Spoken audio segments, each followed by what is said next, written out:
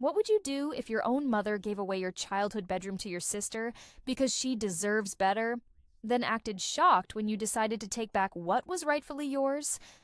Well, I'm Gianna, and when my family thought they could erase me from my own home, I showed them exactly why that was the biggest mistake they ever made. Hook.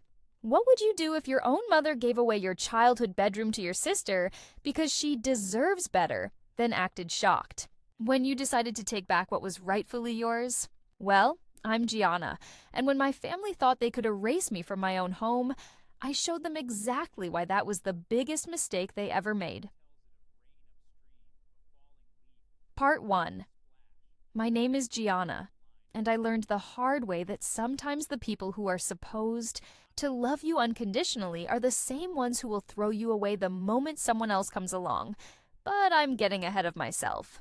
Let me tell you how my perfect little family fell apart, and how I ended up being treated like a stranger in my own home.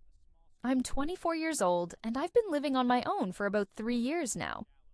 I moved out right after college to start my career as a graphic designer in the city, about 2 hours away from my hometown. I have a decent apartment, a job I love, and I thought I had a family who missed me and wanted me to visit. Boy, was I wrong about that last part. Growing up, I was always the responsible one. While my younger sister Maya was out partying and getting into trouble, I was the one getting good grades, helping around the house, and never giving my parents any problems.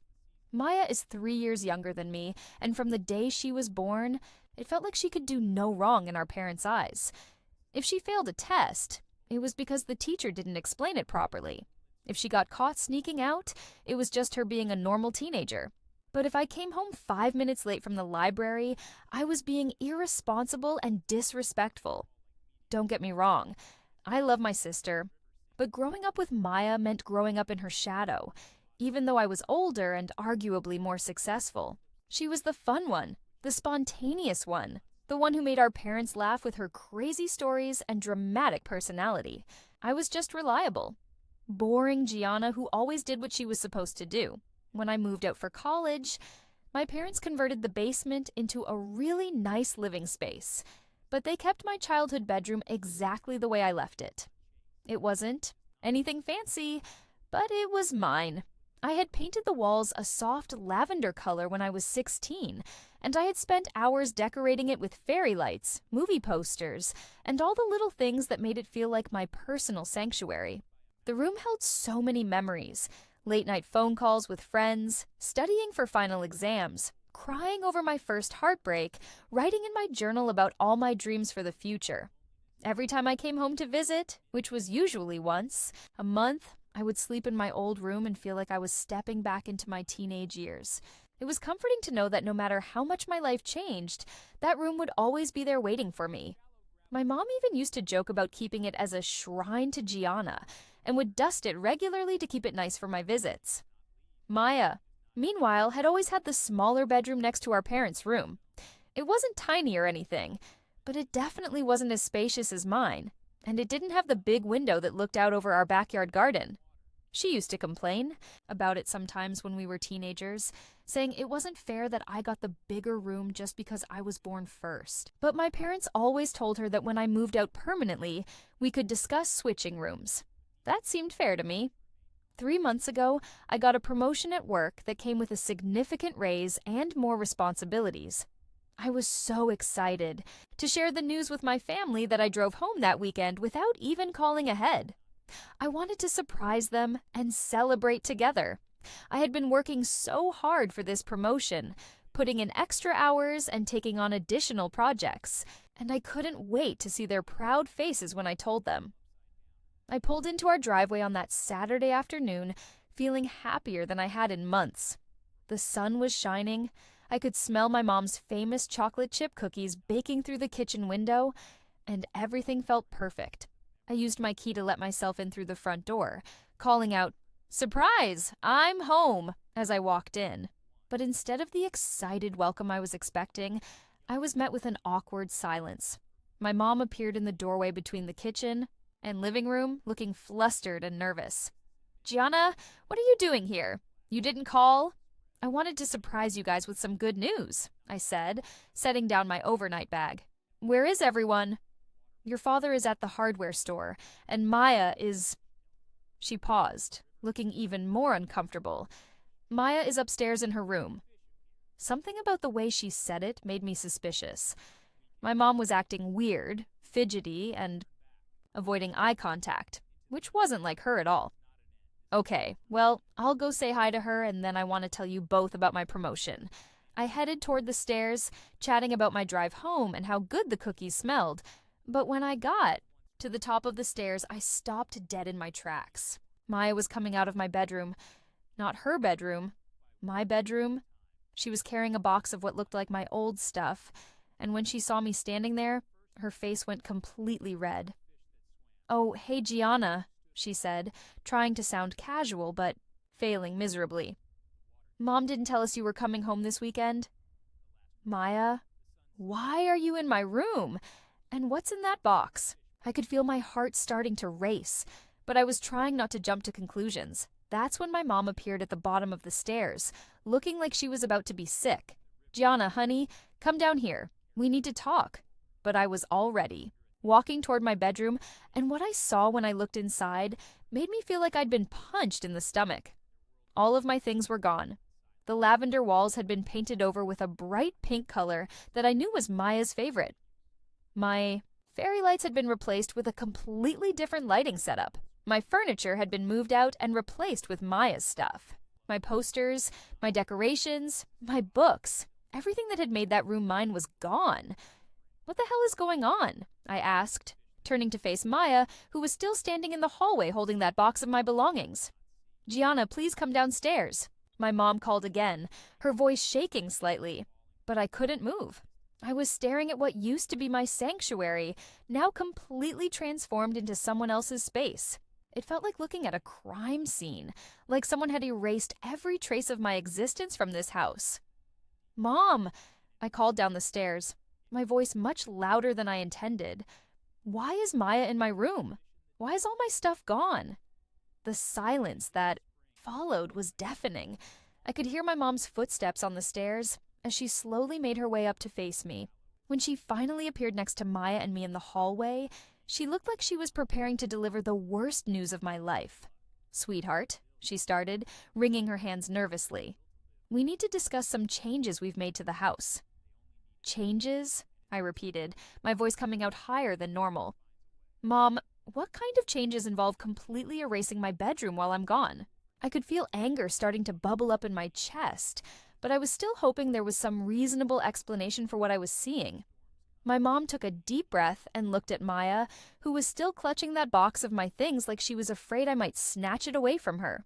"Well, honey, Maya has been living here full-time since she graduated high school, and her room was getting too small for all of her things. Since you have your own apartment now, and you're only here once a month—" "Once a month?" I interrupted. "Mom, I come home to visit you guys because I thought you wanted to see me. Are you telling me that my monthly visits are somehow inconvenient for you?" "That's not what I'm saying," she replied quickly, but I could tell she was flustered.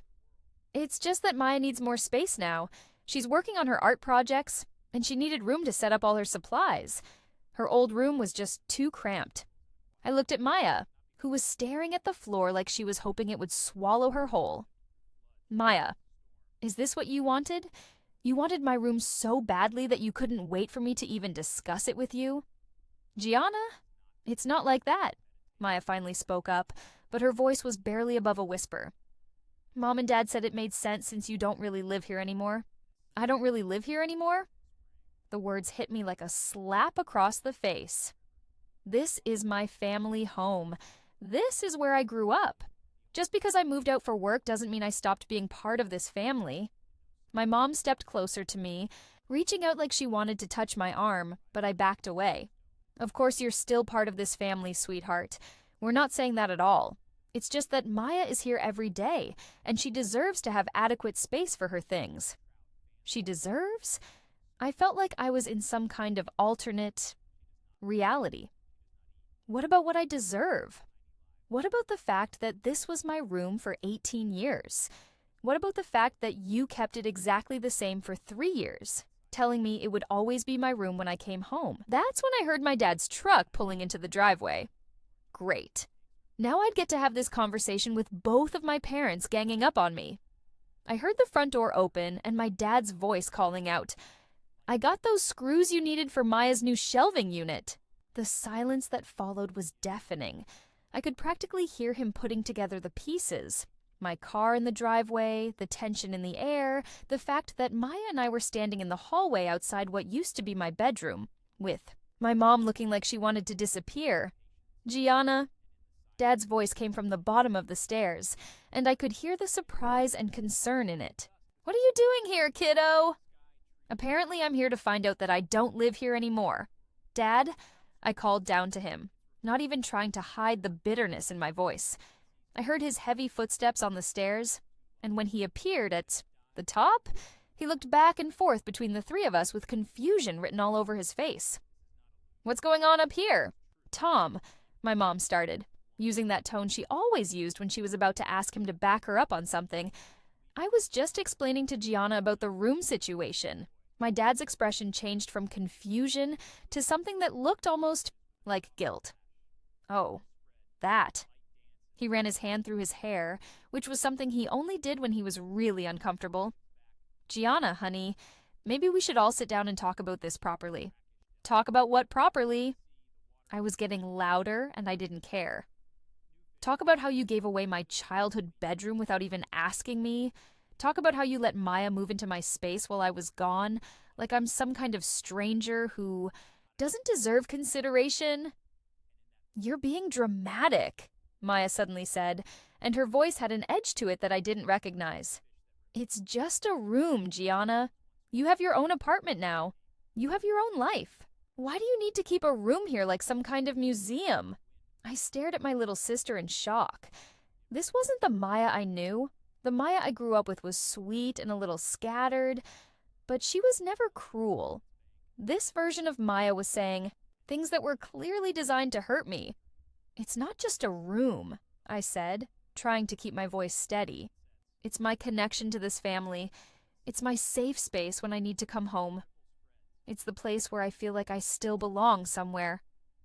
"Well, maybe it's time you found somewhere else to belong," Maya shot back, and the venom in her voice made me take a step backward. "Maya!" my mom gasped. "That's enough." But the damage was done. I could feel tears starting to form in my eyes, but I was determined not to let them fall in front of my family. "Is that how all of you feel?" I asked, looking at each of their faces. "That I need to find somewhere else to belong?" "Of course not," my dad said quickly. "Maya didn't mean that.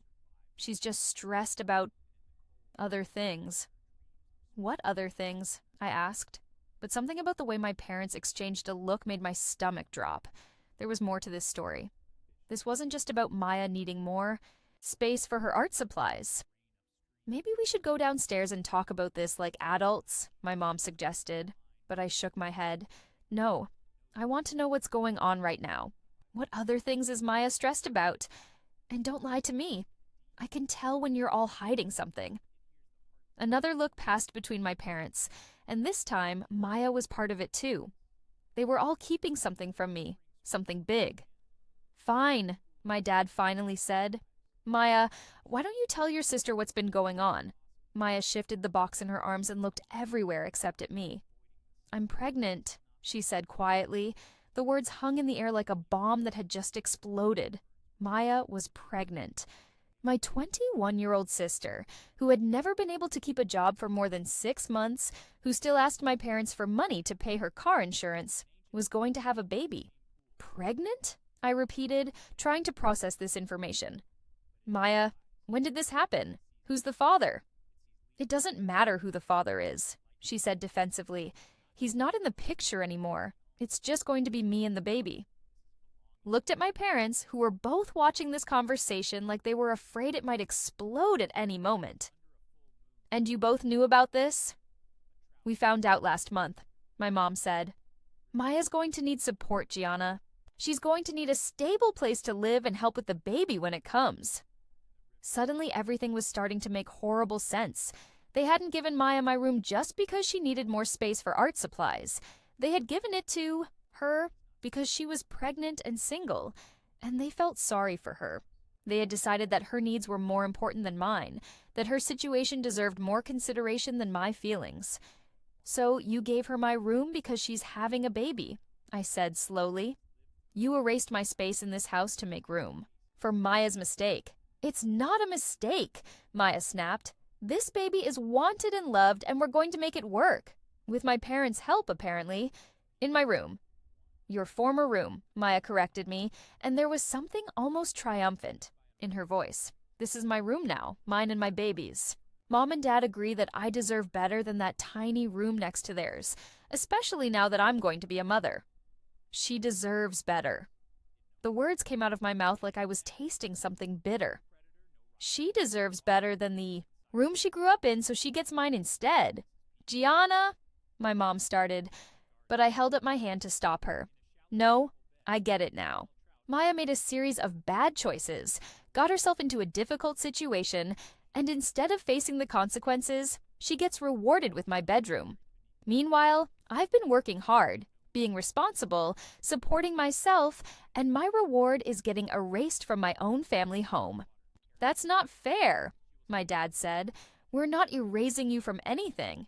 We're just trying to help Maya during a difficult time, by taking away the one thing that made me feel like I still belonged here." I looked at all three of them, and I could see that none of them really understood how much they had hurt me. To them, it was just a practical decision. Maya needed more space. I had my own place, so it made sense to switch the rooms around. But to me, it felt like they had decided I didn't matter as much as Maya's problems. "You know what?" I said, surprising myself with how calm my voice sounded. "You're right. Maya does deserve better. She deserves better than having to take her sister's leftovers, and I deserve better than being treated like a guest in my own family home." I started walking toward the stairs, but Maya's voice stopped me. "Where are you going?" she asked, and for the first time since this conversation started, she sounded uncertain. "I'm leaving," I said without turning around. "Since this apparently isn't my home anymore, I'll find somewhere else to stay tonight. But don't worry, I'll be back to get the rest of my things that you boxed up so nicely." "Gianna, don't be like this," my mom called after me. "We can work something out. Maybe you could stay in Maya's old room when you visit." I stopped at the top of the stairs and turned back to look at her. "Maya's old room? You mean the tiny room that wasn't good enough for her? But it's perfectly fine for me. The room that's too small for an unmarried pregnant 21-year-old, but somehow adequate for your older daughter who's been nothing but responsible her entire life?" The look of realization that crossed my mom's face told me she was finally starting to understand how insulting her suggestion was. "That's what I thought," I said, and continued down the stairs.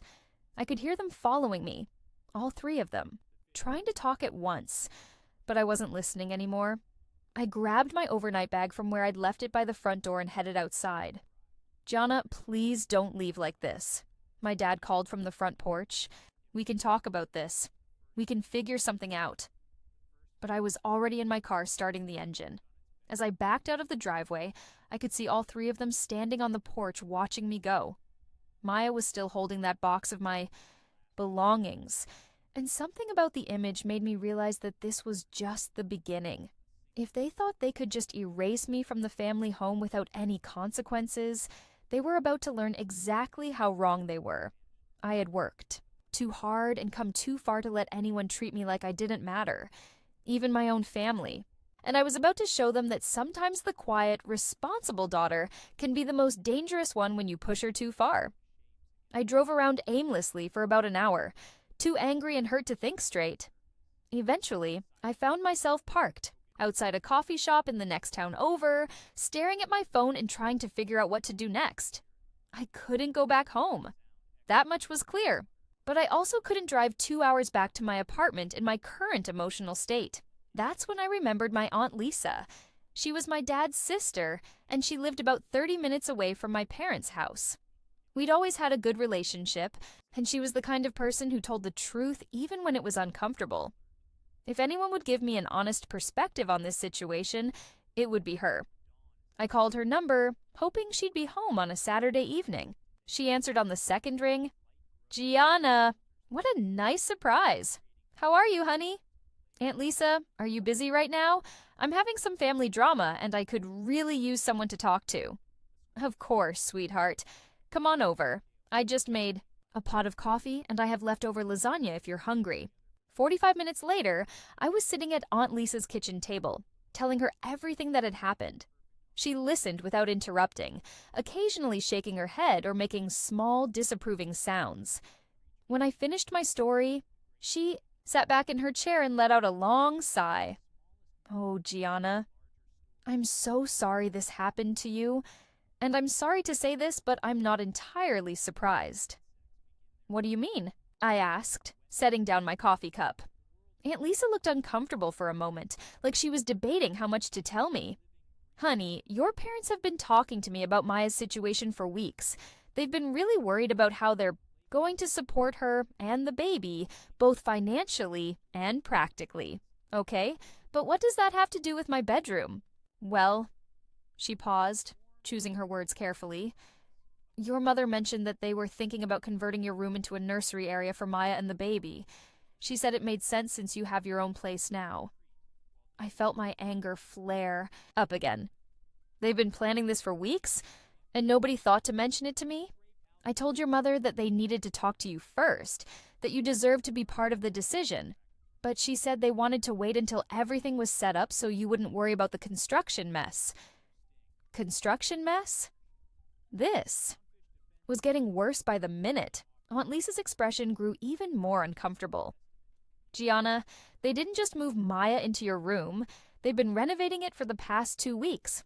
They put in new flooring, painted everything, installed built-in shelving for baby things. They spent a lot of money turning it into what your mother called the perfect space for Maya to start her new life as a mother.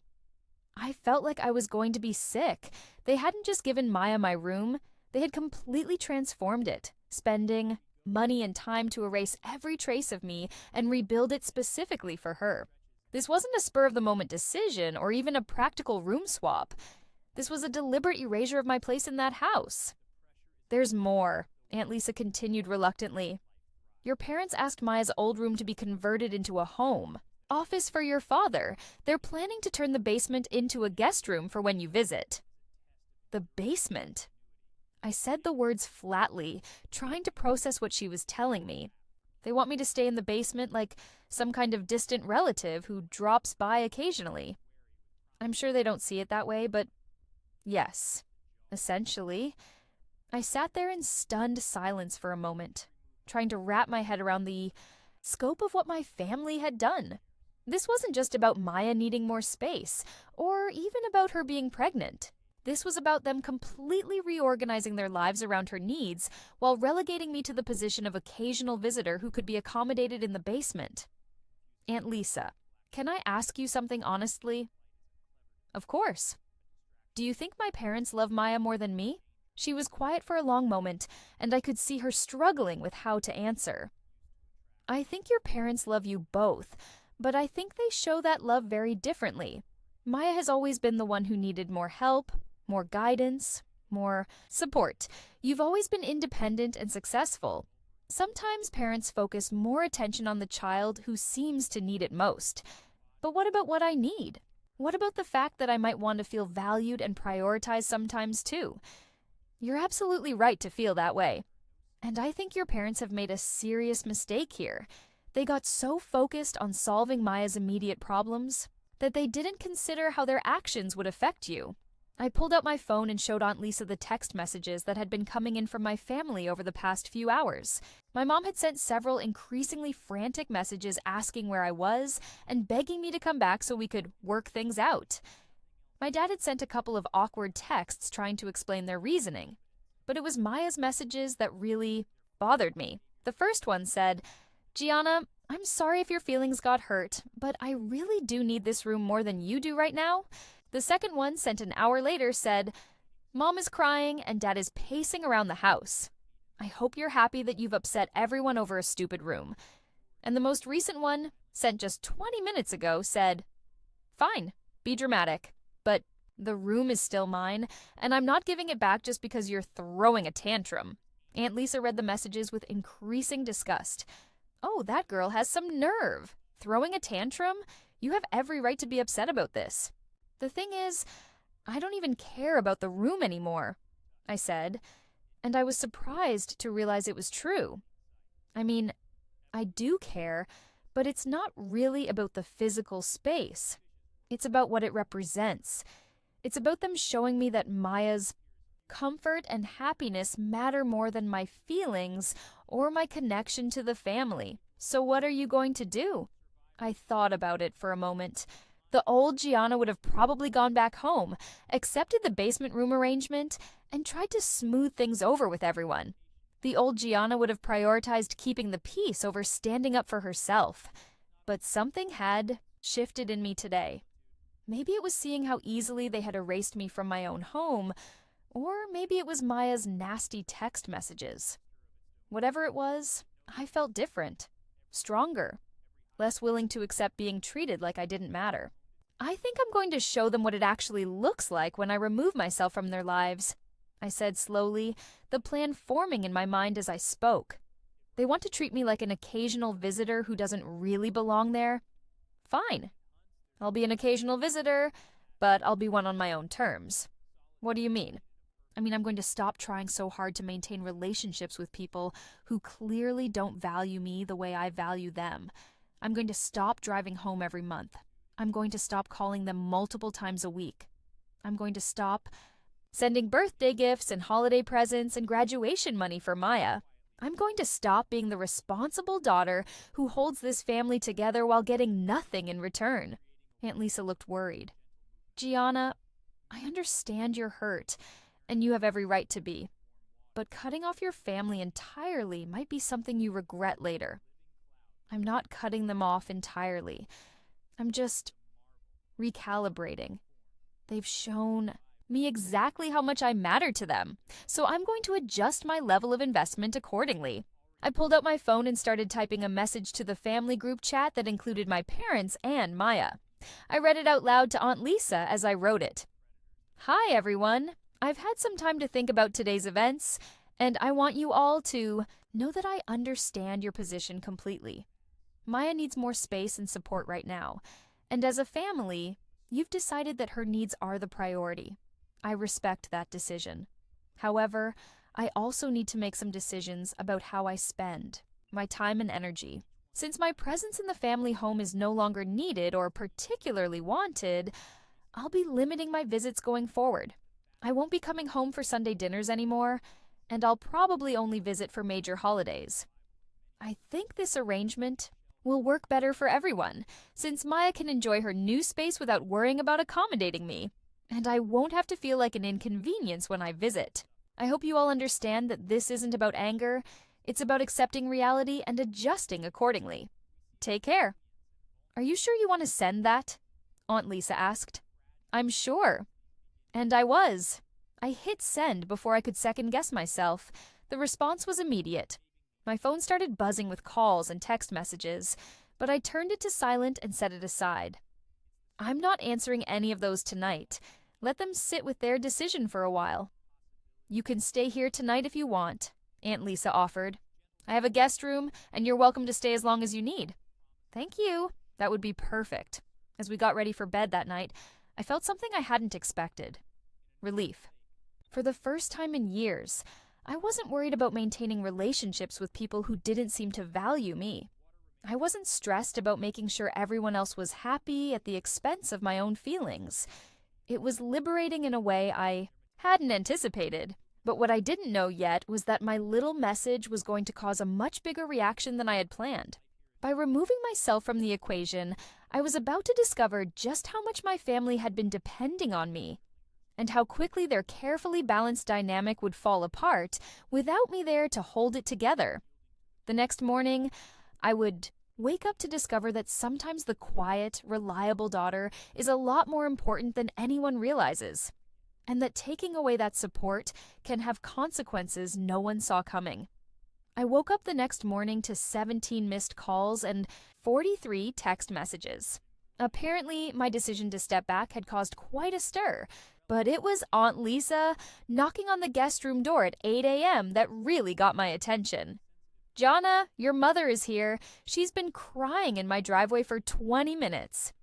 I found my mom sitting at Aunt Lisa's kitchen table, looking like she hadn't slept all night. Her eyes were red and puffy, and she was clutching a tissue box like it was a lifeline. "Jonna, please," she said the moment she saw me. "We need to fix this. The family is falling apart." "What do you mean falling apart?" "I just said I wouldn't visit as much. Maya had a breakdown last night after you left. She's been crying and saying she doesn't want the room anymore, that she ruined everything. Your father is furious with both of us for handling this so badly. And She paused, wiping her eyes. "I realized we've been taking you for granted for years." Over the next hour, the truth came tumbling out. Apparently, I had been doing a lot more for my family than I'd realized. I was the one who remembered everyone's birthdays and organized celebrations. I was the one who mediated between my parents when they fought. I was the one Maya called when she needed advice or money. I was the one who held everyone together, and they hadn't realized how much they depended on me until I was gone. "Maya wants to give you the room back," my mom said desperately. "She said she'll move back to her old room, and we can figure out the nursery situation differently." But I shook my head. "Mom, this was never really about the room. It was about feeling valued. And honestly, I think Maya was right about one thing. It is time for me to find my own place to